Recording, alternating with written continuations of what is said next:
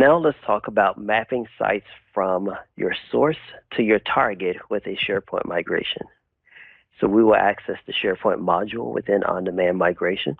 We will go to our view of discovered SharePoint contents, which are our existing site collections.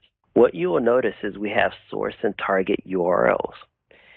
Well, in a migration, there are instances where your target might previously exist, so we will have the option to match to see if the target exists. Well, in our case, we're wanting to ensure that we change the actual URL structure.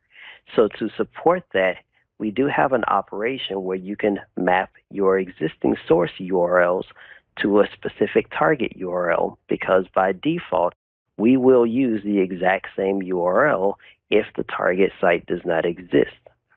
So to do that, you will use a mapping file. It's a CSV file in which you're going to have column A, your source URL, and column B, the target URL. You'll notice that in the new environment, we're going to create every one of the site collections for every divisional sales team with a hyphen. So we now have from sales east to sales -east, and so on.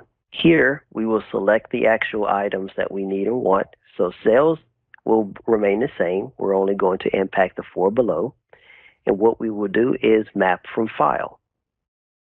Again, browse and grab for that CSV file that we just looked at. And I will say mapping sales. Next, and of course, within On-Demand Migration, you can execute your job or your task now, later, or on schedule. And I will actually just give this a unique name saying sales.